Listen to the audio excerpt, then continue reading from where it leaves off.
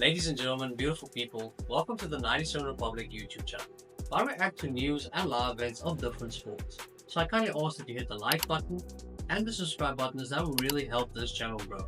And to ensure you don't skip a beat, click the notification bell as well. That way you can guarantee that you don't miss any of the action. Alright, so let's go.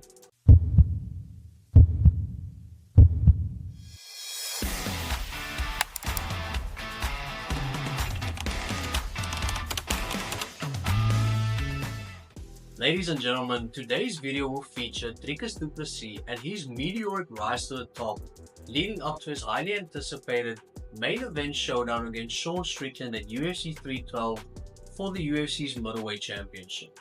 And basically answering the question, well, how did DRICUS Du Plessis get here? And not in the sense that, oh, he's a bum, how did he get here because he throws wild, loopy overhand rights and does some unpredictable stuff. Basically analyzing and breaking down his professional mixed martial arts career. That started all the way back in 2013 where he debuted inside of the UFC. Now, the UFC is considered to be the leading mixed martial arts organization in Africa. And DRICUS's first 12 professional fights all came inside of the UFC, where he made his debut in 2013 and went on to win 11 of those 12 fights and ended up losing only one. And the guy DRICUS lost to, at the time, his name is Gareth Soldier Boy McClellan, and he was a big figure with regards to South African mixed martial arts and a pioneer in some respective way, where he basically dominated the UFC and got signed to the UFC. But at the time, it was quite astonishing to see the level of competition with regards to the EFC and UFC, where Gareth dominated the EFC, went to the UFC, and won only one of his 5 UFC fights. Basically, establishing the fact that the EFC might not be as competitive as the UFC and might not be on the same level. But then after losing to Gareth McClellan, DRICUS basically went on a 3-fight winning streak inside of the welterweight division, and then got handed a welterweight title bout against Martin van Staden, where he basically beat Martin van Staden and ended up being crowned the EFC's welterweight champion. And at the time, having aspirations of being a double champ, his next 2 fights was inside the EFC's middleweight division. And then after winning both of those fights, he got handed the #1 contender spot to fight the middleweight champion of the EFC, who at the time was Yannick Bahati. DRICUS beats him by a stoppage as well, and now DRICUS is crowned a 2-division champion, being the champion of the welterweight and middleweight division inside of the EFC, being crowned the first ever 2-division champion of the EFC. So after being the 2-division champion, DRICUS then moved on to another organization called KSW. Now KSW is considered to be one of the leading mixed martial arts organizations in Europe and the leading mixed martial arts organization in Poland, where he fought Roberto Soldic for the welterweight championship in his very first fight inside of KSW. He ended up beating Soldic via TKO, and he was crowned the welterweight champion of KSW as well. Then, in his next KSW fight, a rematch against Soldic, DRICUS Du Plessis lost via knockout, and then had one more fight inside of KSW. Had one more fight inside of the EFC, racking up his EFC amount of fights to 13, winning 12 and losing 1, and then he got signed to the UFC. The creme de la creme, basically dissecting his UFC career due to the fact that the UFC is the leading organization in the world, and that's basically where you fight the top of the top, the 1% of the 1%. And when looking at his UFC career up until this point, it can be emphasized by one word, and that is dominance. That is absolute dominance. We'll make it 2 words, because that's what DRICUS has been doing inside of the UFC, where he's been basically dominating. And let me run you through it.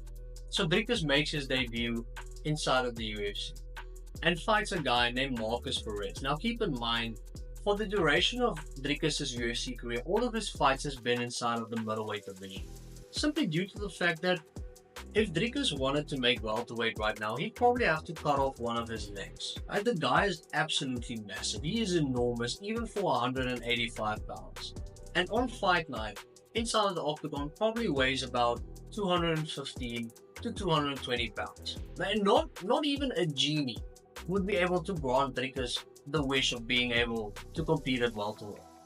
And just to highlight and to put some emphasis on how dominant DRICUS's UFC career has been thus far. So he makes his debut, as previously mentioned, against Marcus Perez. He knocks him out in the first round. Then in his second fight, he fights a guy named Trevin Giles. Knocks him out in the second round. Then in his third fight, he fights Brad Tavares, right? One of the most durable middleweights the UFC has ever seen, right? Seems to be unfinishable, and like a sentence for Floyd Mayweather. DRICUS beats him by unanimous decision. Then in the fourth fight, fights a guy named Darren Till, who has competed for the welterweight championship inside of the UFC, and DRICUS submits him in the third round. In his fifth fight, fights Derek Brunson, who at the time was a perennial top middleweight inside of the UFC. DRICUS knocks him out in the second round. Then goes on to fight Robert Whittaker. Now, the story and the narrative at the time was people thought that Robert Whittaker would be able to beat DRICUS however he sees fit. Seeing that Robert is way more experienced, he's been the middleweight champion, he's been probably one of the best technical strikers the middleweight division has ever seen, and all round, Robert Whittaker has been an absolute phenom. And basically, DRICUS going into the fight was a 3-1 underdog to beat Robert Whittaker. And Rob at the time was so good in basically only losing to Israel Adesanya in the last 7 or 8 years inside of the UFC. And DRICUS knocks him out in the second round and dominates Robert Whittaker. Now, prior to that fight, DRICUS made a statement after one of his wins, which I think it was after the Darren Till win or either the Brad Tavares win, where DRICUS said that he will be the first real African champion. Basically, insinuating that even though Kamaru Usman, Francis Ngannou, and Israel Adesanya was born in Africa, they're not really African champions because all of them reside outside of Africa. Where Kamaru Usman lives in America, Francis Ngannou at the time resided in France and trained in America, and Israel Adesanya went from Nigeria to China and basically resides in New Zealand at the time and currently is residing in New Zealand. So DRICUS stated he'll be the first African champ who actually resides in Africa. And obviously,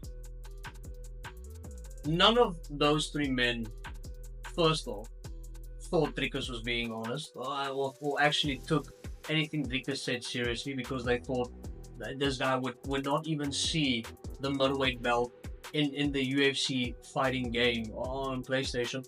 And they thought, well, it's disrespectful because they felt like they were the pioneers for African mixed martial arts.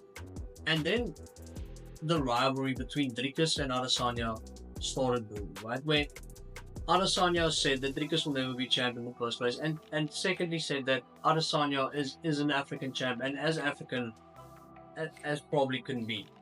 So after beating Robert Whittaker, after DRICUS beat Robert Whittaker, DRICUS then solidified himself as being the #1 contender. And after the fight, we saw Israel Adesanya enter the octagon, and then obviously saying a lot of words that I cannot repeat what Izzy said, but it was some derogatory terms, and basically feeling like he wanted to bait DRICUS insane. But then DRICUS had a cold response, basically saying that I might be African, but I'm no brother of yours, son, and basically sparked a rivalry that the UFC wanted to capitalize on. And honestly, everyone was for. Where people thought DRICUS then had a rat's chance in hell, and then after beating Robert Whittaker in a dominant fashion DRICUS did, people actually thought, okay, well, this guy's serious. This guy might offer something, due to the fact that He fights so unorthodox, and his fighting style is so unique that it is basically impossible to mimic. DRICUS Du Plessis probably doesn't even know what DRICUS Du Plessis is going to do in a striking exchange. So you predicting it is nigh impossible. And we had DRICUS versus Izzy scheduled for September of 2023. But then what happened is DRICUS pulled out of the fight due to the fact that he had a broken foot and needed surgery. And then basically someone else came into the frame and took DRICUS' spot due to DRICUS basically relinquishing his number one contender spot. And the guy who took DRICUS' place, his name is Sean Strickland, and actually ended up beating Israel Adesanya and becoming the middleweight champion. So then a lot of people thought, well, DRICUS lost his spot. But turns out the UFC didn't feel the exact same way as some fans did. And they gave DRICUS his number one contender spot, and DRICUS had to fight Sean Strickland in Canada in 2024 in January. And then DRICUS ended up beating Sean. Now, a lot of people said and have said that it was controversial, that they felt Sean won. Obviously, might be a little biased. I thought DRICUS won. Rewatching the fight, I still think DRICUS won. And if I had to watch the fight again, would probably still think DRICUS won. But with regards to takedowns, with regards to overall striking, with regards to damage, like sure, DRICUS' face looked like he got run over by a truck, but Sean Strickland's face looked like Sean had PMS on his face. A lot of blood. And with regards to damage, looked way worse than than some bruises, and even after the fight. Here's how you know for a fact that Sean didn't actually think he won the fight. Only later, after hearing the narrative, Sean thought that he won the fight. If you look at Sean's reaction after DRICUS is announced the new middleweight champion, he doesn't seem shocked at all. And even if you look at Sean's coach, Eric Nixick, he wasn't shocked either. So felt like DRICUS won the fight. Anyway, then we moved on, and DRICUS had his very first title defense, and this is where the UFC capitalized and saw an opportunity.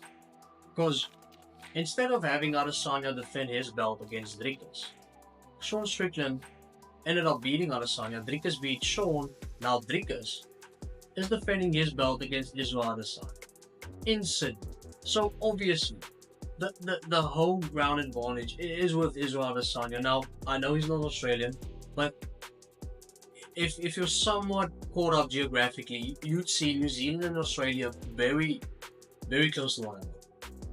So Izzy was obviously the fan favorite, and you can hear it in the fight.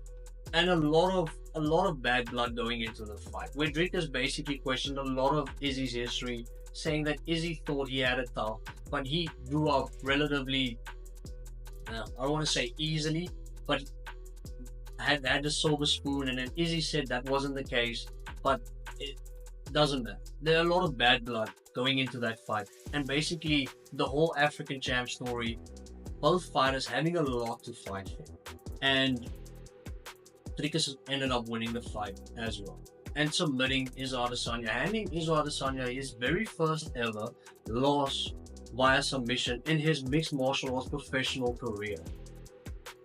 And still, people think the reason DRICUS Du Plessis got here is because he's unpredictable. Maybe it is due to the fact that he is really good. Maybe it's due to the fact that he has a lot of power, has a good sense of cardio, has a lot of durability, actually has a lot of strength with regards to being able to finish fights. Now, I'm gonna throw some stats at you, just to shine some perspective on why DRICUS Du Plessis is so dominant, why he's been so dominant, why you can say that it has been absolute dominance regarding DRICUS Du Plessis' professional mixed martial arts career. So DRICUS has had 24 fights for the entirety of his mixed martial arts career professionally thus far. Out of those 24 fights, DRICUS won 22 of them. Okay? Out of those 22 wins, 20 of them has come via stoppage. So what I mean, if you're new to the sport, by stoppage means either he knocked someone out, or he submitted them, or the other person quit. And his corner threw in the towel, basically quit on his behalf. So out of his 22 wins, 20 of them has come via stoppage. In his 8 UFC fights, DRICUS has managed to win via stoppage 6 of those 8 times. In Sean Strickland's 22 fights inside of the UFC, Sean has managed to finish his opponents 5 times. So Sean has almost had 3 times the amount of fights DRICUS has had inside of the UFC, and DRICUS has one more win via stoppage. There's no way that you can even compare the level of dominance regarding DRICUS and Sean. Now, I'm not saying DRICUS is the best thing since sliced bread. I'm just saying, give the man his due. Right? He has been incredible. He has been phenomenal. He has been putting up a spectacle after spectacle and basically have everyone at the edge of their seats whenever he enters the octagon. And whenever he starts throwing loopy, wild shit, mesmerized. Absolutely mesmerized. The fact that someone can be so dominant yet not be so technical superior, it's incredible. And it is exactly what we're in for this weekend at UFC 312. That is basically the story of DRICUS Du Plessis' meteoric rise to the top, and basically how he got there. Not because he throws loopy stuff, not because he's unpredictable, because rather DRICUS Du Plessis has been dominant.